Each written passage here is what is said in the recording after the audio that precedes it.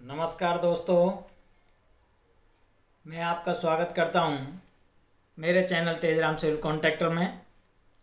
आज हम बात करेंगे पीडब्ल्यूडी और सीपीडब्ल्यूडी में अंतर क्या होता है।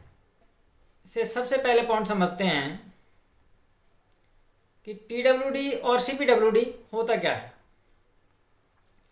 पहला पॉइंट, सीपीडब्ल्यूडी इसकी फुल फॉर्म है सेंट्रल पब्लिक वर्क डिपार्टमेंट। ये जो डिपार्टमेंट होता है ये पूरा केंद्र का होता है। अगर आपका लाइसेंस सीपीडब्ल्यूडी में बनवाते हो तो इससे हम पूरे ऑल इंडिया कहीं भी काम कर सकते हैं, किसी भी स्टेट में काम कर सकते हैं इस लाइसेंस से। अब बात आती है पीडब्ल्यूडी की। पीडब्ल्यूडी के अंदर सबसे पहले इसकी फुल फॉर्म समझते हैं। पीडब्ल्यूडी का मतलब है पब्लिक वर्क डिपार्टमेंट। ये हर राज्य का, अलग अलग स्टेट का अलग अलग होता है। इसके अंदर आपको जिस राज्य में भी आपको काम करना होता है उस राज्य में आपको ये रजिस्ट्रेशन करवाना होता है। अब समझते हैं कार्य की प्रगति कैसे करते हैं। सीपीडब्ल्यूडी के अंदर जो काम करते हैं वो काम बड़े बड़े प्रोजेक्ट होते हैं। उनके अंदर बड़े बड़े हाईवेज, बड़ी बड़ी बिल्डिंग्स, जैसे आपको नदी पर ब्रिज बनाना है या और बड़े बड़े टेंडर्स, बहुत सारे टेंडर्स होते हैं, वो सीपीडब्ल्यूडी से निकलते हैं। और अब बात करते हैं पीडब्ल्यूडी की। तो पीडब्ल्यूडी के अंदर बड़े प्रोजेक्ट होते हैं लेकिन वो सिर्फ राज्य लेवल के होते हैं। और राज्य में उनमें जैसे स्कूल की बिल्डिंग्स हो गई और हॉस्पिटल बिल्डिंग्स, आपके रोड्स के काम हो गए, रोड के मेंटेनेंस के काम हो गए, जैसे कि रोड कोई टूट जाता है उसको दोबारा बनाया जाता है, नए रोड भी बनाए जाते हैं, और पार्कों का काम भी होता है, और आपके कई काम आते हैं इसके अंदर जिससे हम इन कामों को करते हैं। अब आगे बात करते हैं कि इनके रजिस्ट्रेशन का प्रोसेस क्या होता है।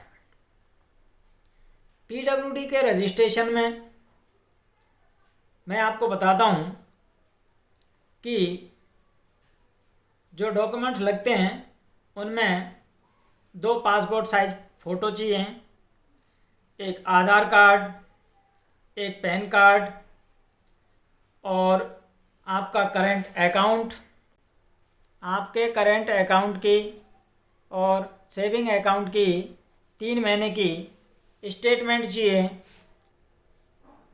और एक स्टाम्प पेपर लगता है, और आपके प्रॉपर्टी के पेपर लगते हैं।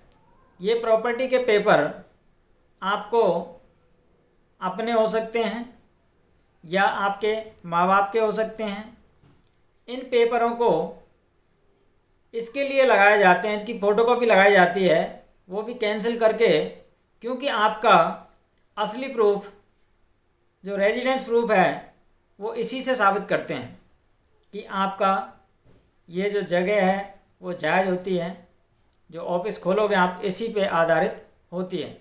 आप ऑफिस चाहे तो घर से यूज कर सकते हो, चाहे आप पर्सनल ऑफिस खोल सकते हो, उनके लिए इसकी फ़ोटोकॉपी चाहिए होती है।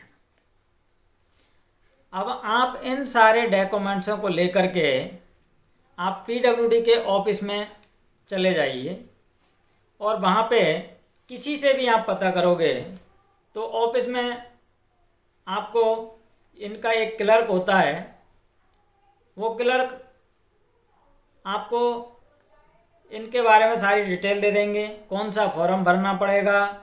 और सब लोग पूछते हैं इसकी फ़ीस क्या है। इसकी फ़ीस मैं आपको बता दूं कि हर राज्य की अलग अलग फ़ीस होती है।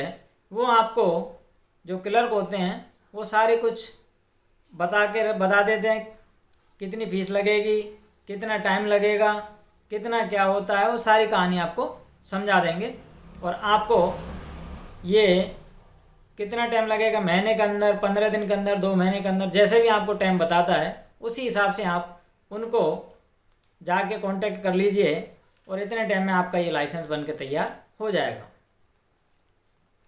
अब आगे बात आती है कि CPWD में रजिस्ट्रेशन कैसे कराएं।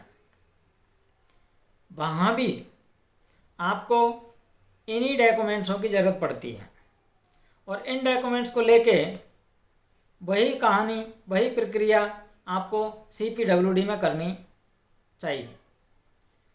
अब बात आती है आगे कि हमें CPWD में और PWD में लाइसेंस अगर बनवा लेते हैं तो इसके लिए सर्वप्रथम जब हम टेंडर भरेंगे तो उसके लिए आपको एक नॉलेज और दे देता हूँ कि आप इसके लिए आप जब भी पहले जो काम करते हो आपको इसका एक्सपीरियंस होना ज़रूरी है।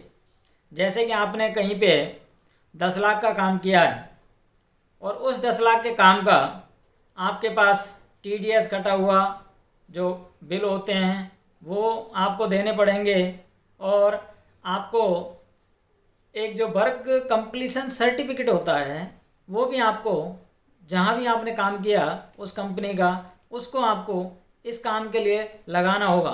क्योंकि टेंडर जब निकलते हैं तो टेंडर के अंदर ये एक कॉलम होता है, उसके अंदर लिखा होता है कि आपको ऐसा काम किया हुआ होना चाहिए जितने का आप टेंडर भर रहे हो। जैसे कि आपका टेंडर 10 लाख का निकला हुआ है और आपको वो टेंडर भरना है तो आपको 10 लाख का काम किया हुआ वर्क कंप्लीशन सर्टिफिकेट सिमिलर, जैसा आपने ये काम भर रहे हो ऐसा ही काम आपने किया हुआ होना चाहिए। इसके लिए आपको वो वर्क एक्सपीरियंस सर्टिफिकेट लगाना पड़ेगा, कंप्लीशन सर्टिफिकेट वो भी मतलब जो होता है उसको लगाना पड़ेगा और आप टेंडर भर सकते हो।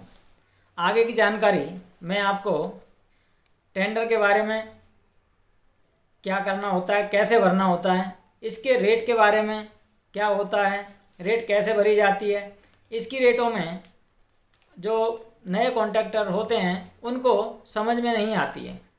तो मैं आपको एक वीडियो अलग से बना करके इस पे आपको ले आऊँगा जिससे आपको इन टेंडर भरने में काफ़ी सहायता मिल सकती है। थैंक यू दोस्तों। अगर आपको मेरा वीडियो अच्छा लगा हो तो इसको लाइक करें, शेयर करें और मेरे चैनल तेज सिविल कॉन्ट्रैक्टर को सब्सक्राइब करें एवं बेल आइकन को दबाना ना भूलें। इसमें जितनी भी वीडियो आएंगी उसके लिए आपको जल्दी से जल्दी नोटिफिकेशन मिल सके। धन्यवाद दोस्तों।